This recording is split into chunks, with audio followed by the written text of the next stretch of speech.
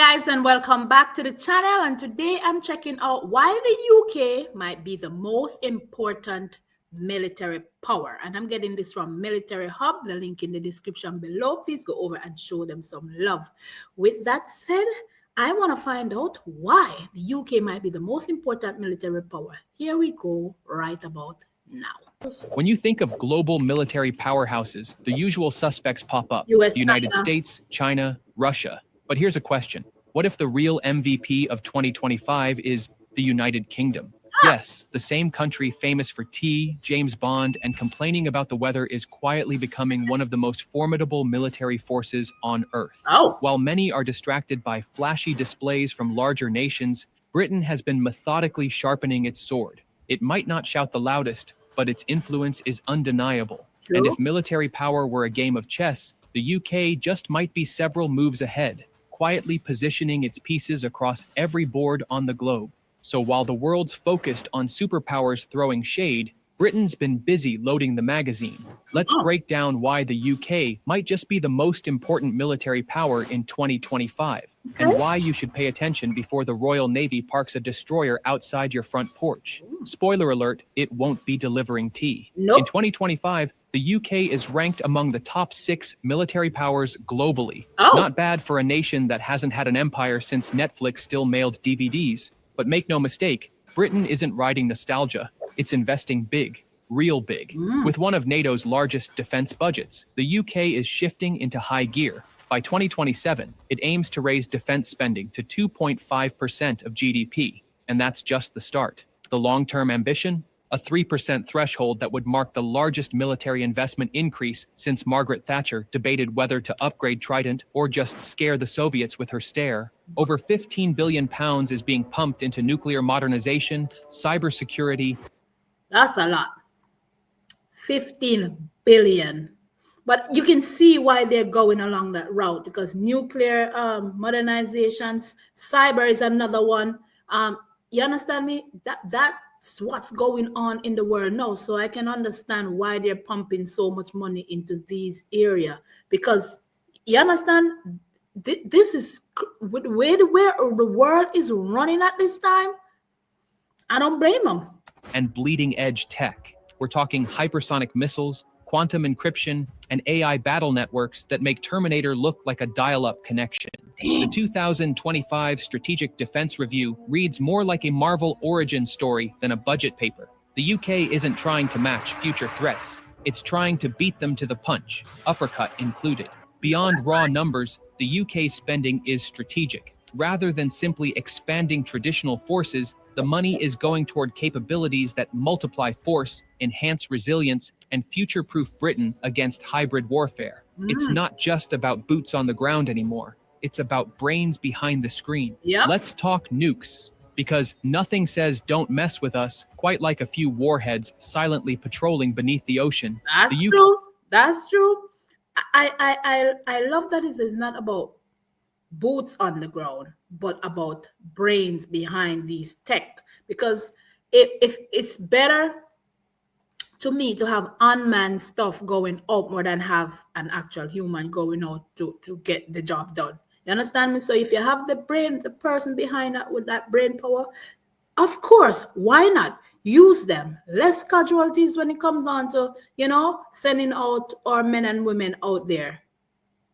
UK remains one of only 2 European nations with a nuclear arsenal, alongside France. But this isn't about clinging to relics from the Cold War. Britain is updating its deterrent with the Astrea A-21 thermonuclear warhead, a device so advanced it makes past warheads look like fireworks at a village fete. These are being deployed aboard the Dreadnought-class submarines, a fleet of stealthy giants built to ensure the UK's second strike capability is always intact. They operate under the principle that while peace is preferred, deterrence must be ready to bite. On the attack subfront, Britain is teaming up with the US and Australia to develop and build up to 12 SSN-AUKUS nuclear-powered submarines. These aren't your average undersea vessels. They're the military equivalent of sharks with laser beams. Designed to stalk oceans with unrivaled stealth and speed, they will serve as a silent but lethal shield, ensuring control over vital maritime choke points.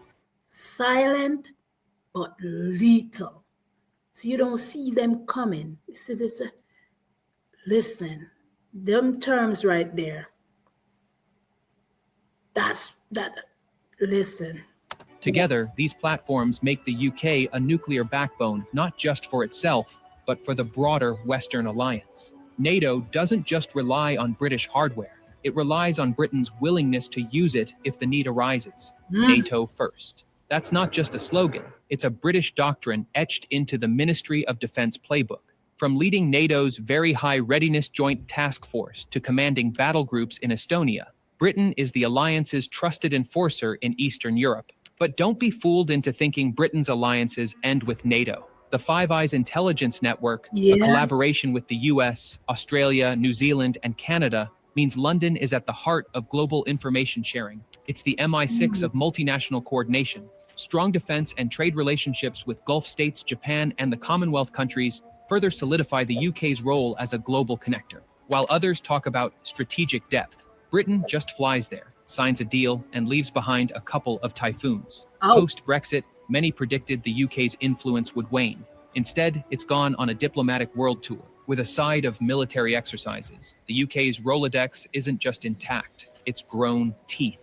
Gone are the days when armies were measured by rows of tanks and how many soldiers could march in a straight line. The UK's military modernization is turning its forces into a force multiplier. The 2025 reform package is an all-in bet on 21st century warfare. Artificial intelligence is being embedded across command systems. Swarms of drones are now a staple of operational planning. Data fusion across land, sea, air, cyber, and space is the new standard. At the heart of the transformation is the British Army. Once mocked for having more generals than tanks, it's now being redesigned to be leaner, faster, and far more lethal. The 2040-40 drone model is reshaping the battlefield. 20% crewed, 40% autonomous and reusable, and 40% expendable swarms. It's like Pokemon, but with explosive payloads. Always on. I love the way how he's explaining this so the simple man can understand exactly what is taking place and the reference that he makes, so you can picture exactly what he's saying, how powerful and how amazing the military, the UK military is. Just think about it. Just think about it for a second with everything that he just said. You understand? From cyber to the drones to the, you understand me? He said, listen, people used to, which is true, people used to look at military like how much persons are enlisted, how many tanks they have, how many. Not anymore. Not anymore. Munitions and rapid launch strike systems are being deployed to reduce reaction time. Always on mutable swarms. It's like Pokemon, but with explosive payloads. Always on munitions and rapid launch strike systems are being deployed to reduce reaction time from hours to minutes. Integrated missile defense systems are being deployed with NATO partners to create a European Iron Dome. And let's not forget space. The UK Space Command isn't just a vanity project. It's part of Britain's plan to monitor threats, coordinate missile defense, and, if needed, bring the fight above the clouds. Nice. Yes, Britain is literally aiming for the stars. If the British Army is the brains and the Navy is the backbone, the Royal Air Force is the rapid strike hammer. The RAF is expanding its fleet of fifth-generation F-35s, operating both the A and B variants. Well, the RAF is something to be reckoned with. We all know that. I've seen so many videos. I'm like, oh, baby. Just when you think about it, I'm like, okay, there's no joke. They're no joke. You understand me? So can you imagine trying to take all of this to pinpoint where the threat is coming from? Listen, they are ahead of the game. Their plans are ahead of the game, which is amazing, because when you stop and think about it, normally you used to sit back and you hear it in the pipeline, what's going to take place. No, they say, no, we need to cover these bases and we're going up in the sky. If anything need to do, we can figure out its threat faster, where it's coming from, and stop it before it even happens.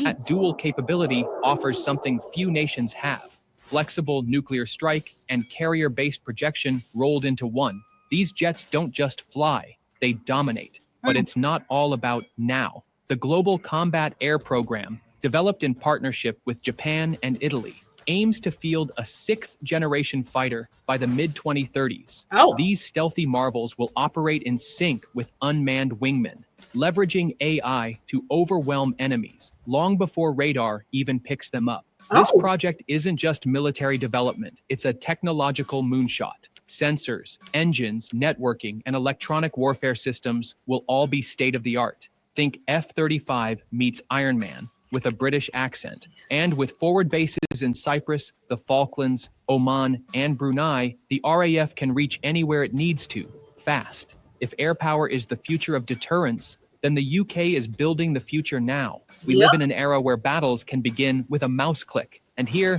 the UK is a silent superpower. Ranked as a top global cyber actor, the UK has capabilities ranging from shutting down hostile networks to preemptively neutralizing threats through cyber strikes. Wow. It's not just about defense. The UK can and will go on the offensive when needed. The National Cyber Force, a blend of military and intelligence experts, operates with a mandate that's more mission impossible than IT support. In an age of hybrid warfare, this unit is arguably just as important as any armored battalion. Then there's soft power. British culture, media, and global institutions extend influence in ways tanks never could. Whether it's Shakespeare, Premier League football, or the BBC, the UK's brand carries clout. It turns military partnerships into alliances of values, not just convenience. So, when the UK deploys forces abroad, it often does so with a halo of legitimacy. Military hard power, cyber capabilities, and soft power form a trident of influence few can match. For all the high-tech systems, long-range missiles, and cybernetic dreams, there's one advantage that no AI can replicate: experience. The UK has it. That's true. That is true. The AI cannot replicate experience. That's downright. You understand? They the SAS, you guys got it locked. You guys got it locked. Listen, it's like when I think about it from the videos that I've watched so far, you understand? It's how meticulous you guys are with everything that you do. And everywhere that you go, you're adaptable to whatever situation that you're thrown in. As you're a force to be reckoned with. So I can understand when he said that. Listen, there's no going around this. Not because we're dealing with AI doesn't mean we don't have the manpower and the intelligence to do what we set out to do.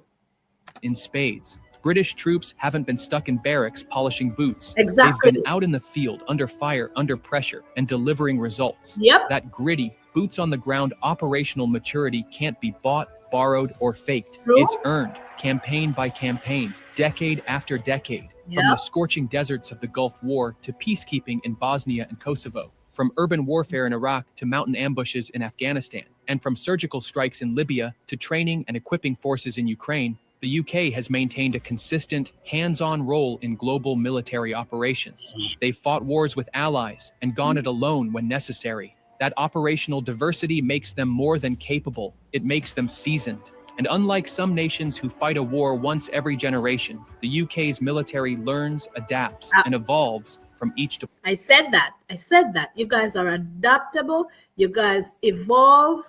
I said it earlier. It doesn't matter what situation you're thrown in, you know how to navigate yourself to you fit in and do and get the job done. That like he said, listen, they're just sitting down polishing boots and making sure that the uniform is crisp and marching down. No, that's not the case with you guys, with the UK military. You guys don't play. Training constantly for whatever arises, you guys will be able to attack it. That right there shows how meticulous you guys are when it comes on to protecting your own, and not just your own, but outside of that, because you have so many allies. Deployment. And while some militaries tout firepower on paper, the UK has tested it under real conditions. Yep. Doctrine isn't drawn up in a lab. It's drawn from the blood, sweat, and mud of battlefields. Yep. This means British officers don't just write strategy, they live it. Their logistical skills, coalition coordination, and rapid deployment capabilities are built on decades of trial and error, not PowerPoint slides. Yep. That hard-earned battlefield intelligence gets baked into every next operation. NATO understands this. That's why the UK is often handed leadership roles in joint missions, from commanding rapid response task forces to running training programs for partner nations. British personnel are the glue holding multinational operations together. Their command presence isn't a courtesy title, it's a necessity. It's what makes coalition partners breathe easier when British flags are flying next to theirs. The war in Ukraine proves this. While many nations were calculating risk, the UK acted. It was one of the first to supply lethal aid, including NLAWs, long-range artillery, and advanced air defense systems. Even more boldly, it authorized Ukraine to use UK-supplied missiles against Russian targets inside Russia itself. That's not just backing an ally. That's reshaping battlefield diplomacy and defining what modern military support really means. The UK's credibility doesn't come from its economy or population size. It's born from a reputation of showing up when it counts and staying when others retreat. So true. Listen, you guys are dependable. You guys are there. You guys don't play around. You need me, I'll be there. Don't matter what the situation is. When it comes on to the UK military, you have to give you guys have to get your due. You have to give it to them because you've always heard that they're credible. They are the person you want to have in your back pocket because they know if anything goes wrong, they'll be there. It doesn't matter what the situation is, they'll turn up. Few other militaries can claim that consistency. Why did Amazon send me $20,000? Because I use Amazon AI. I'm going to show you a way to potentially make money by pairing Amazon with the power of AI without ever selling physical products. And I promise you've never heard about this before. Why is Amazon paying me $63,000? A shiny arsenal is only half the battle. When crisis hits, readiness is what counts. And here too, the UK is making major moves. In 2025, Britain is rolling out its most transformative model of defense, the whole of society approach. And that isn't just buzzword bingo. It's a complete reimagining of what national defense looks like in a hyper-connected, tech-saturated world. This model doesn't just rely on uniformed troops. It integrates the private sector, cyber experts, emergency services, logistics networks, academic institutions, and the wider public into the defense matrix. Everyone has a role. Even your neighbor with a drone hobby might end up helping defend the realm. This isn't fantasy. It's contingency planning, version 2.0. Makes The sense. upcoming Defense Readiness Bill formalizes this shift. It allows for faster mobilization of reserves, mandates civilian sector cooperation during national emergencies, and even provides training pathways for industries critical to national security. In other words, if Britain ever faces a major threat, the entire nation becomes a highly organized, digitally connected porcupine. I know that's right. I know that's right. So it's not just who is suited up, it's not who is in uniform, but the little man as well. Everybody have a say so. And that's one thing about the UK. You guys always rally together in the site. If anything is wrong, you rally together as a nation. You don't play. And that's one thing I love about you guys. Key from every angle. Cybersecurity firms, logistics companies, telecommunications engineers, and even agriculture networks would plug into defense protocols like parts of a well-oiled war machine. Years of troop cuts are now giving way to a focus on smarter, deadlier units. The Royal Marines' Future Commando Force is optimized for lightning raids, amphibious assaults, and covert insertion. Airborne brigades can now deploy anywhere in the world in 48 hours. Logistics chains are being overhauled for high-tempo, tech-enabled warfare. And new strategic reserves mean the UK can not only react fast, but sustain operations well beyond initial engagements. Nice. Training is going digital too. VR-based simulations, AI-assisted wargaming, and data-driven readiness assessments mean forces can prepare for real-world contingencies without ever firing a live round. Oh, And when they do deploy, expect drone escorts, satellite recon, encrypted battlefield comms, and cyber overwatch embedded into every operation. It's like nice. traditional warfare got a PhD in computer science. Yep. This isn't just about preparing for war, it's about making Britain uninvadable, unpredictable, and unrelenting.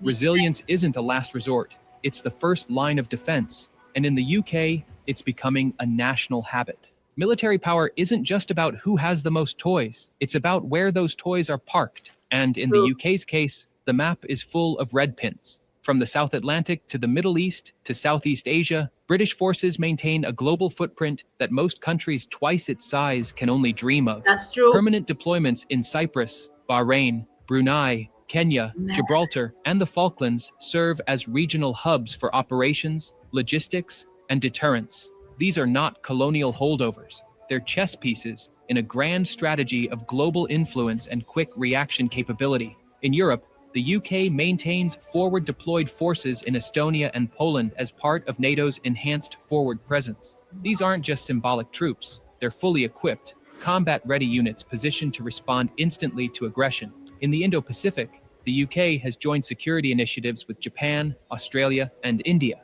reinforcing its global Britain ambitions. Add frequent joint exercises with the US, and you've got a force that can shift hemispheres on a moment's notice. The carrier strike group, anchored by HMS Queen Elizabeth and HMS Prince of Wales, adds a flexible and mobile dimension to UK military reach. These floating fortresses allow the UK to launch fighter jets, conduct amphibious landings, and coordinate multinational operations, all while sipping tea on the bridge. The 2021 Indo-Pacific voyage of HMS Queen Elizabeth was not a one-off stunt. It was a statement of presence and partnership. Major joint exercises like Aurora, Cold Response, and Saif Saria prove that the UK can operate seamlessly in sub-zero Arctic conditions, sun-scorched deserts, or open ocean battle zones. Adaptability. There you go again. Adaptable to wherever, operate in any situation. What they call it? Wind, cold, dry. It doesn't matter what the situation is or what the location is. They are able to survive. Cold, wind, rain, heat. It's damn adaptable.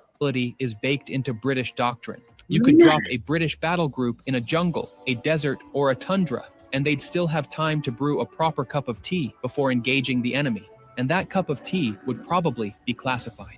Let's not overlook the soft deployments either. The British Army Training Unit in Kenya, Batuk, has trained thousands of allied troops, while RAF detachments patrol the skies over the Baltics and Mediterranean. Meanwhile, Special Forces, SAS and SBS, remain quietly deployed in multiple undisclosed regions, doing what they do best, getting the job done while leaving no trace. These elite units are not just legendary, they're evolving to be even more versatile, integrating cyber and drone operations into traditional sabotage and reconnaissance missions. The UK's global presence isn't about empire, it's about deterrence, agility, and persistent influence. It's about always having a hand near the lever when events unfold. In the chaos of 21st century geopolitics, where Twitter wars often overshadow real wars, it's easy to miss what's happening behind the scenes. That's true. But make no mistake, the UK has been quietly building a military machine designed for the future and ready for today. It possesses what few countries can combine: a nuclear deterrent, global presence, elite combat experience, cyber warfare dominance, and soft power reach. It can strike anywhere, respond rapidly, and lead decisively. And with its defense spending on the rise and its forces undergoing radical modernization, Britain is no longer playing catch-up, it's setting the pace. Other NATO members look to it not just as a partner, but as an example. Yes, it's no longer the colonial superpower that ruled the waves, but the modern UK doesn't need to rule waves. It shapes currents, whether it's providing crucial support to Ukraine, patrolling Pacific trade routes, deterring Russian aggression in the Baltics, or leading innovation in drone warfare. Britain punches far above its weight class. It's a leaner, meaner, smarter force, an apex strategist in a world of brawlers. It's a strategic ally, a reliable partner, and, if you're on the wrong side of it, a nightmare with a charming accent. It doesn't need to shout, it just arrives, often first, usually prepared, always determined. So is the UK the most important military power of 2025? Maybe not the largest, maybe not the flashiest, but it might be the most complete. And when the next global crisis erupts, don't be surprised if it's the British who arrive first, act fastest, and get the job done with minimal fuss and maximum precision. Because at the end of the day, they didn't modernize their military just to show off. They did it to win.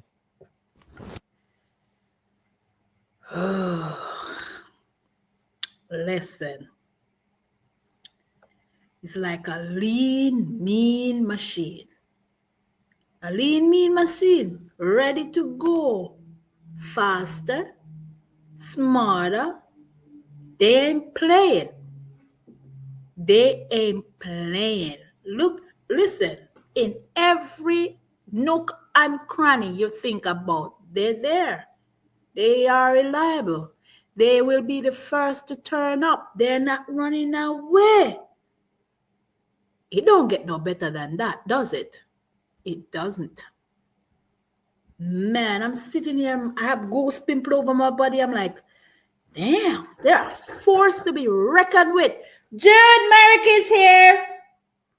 They're a force to be reckoned with. And after everything that I've just watched a while ago, I'm like, whoa, I put them up on a pedestal right about now. They're on another level. Jeez. All right now. I see you. I hear you. Man, you're a force to be reckoned with, period, point blank. With that said, it's the Island Girl. Let me know your thoughts in the comment section what you think about this one. Because I'm like, dang, I didn't know half of this stuff. Well, most people don't. You got to see it to believe it. Don't it? Man, when he said, oh, come with the accent, I'm like, come talk to me. Love you guys. Be good. Don't forget to hit the like, hit the subscribe button. And I'll see you guys in another one. Bye.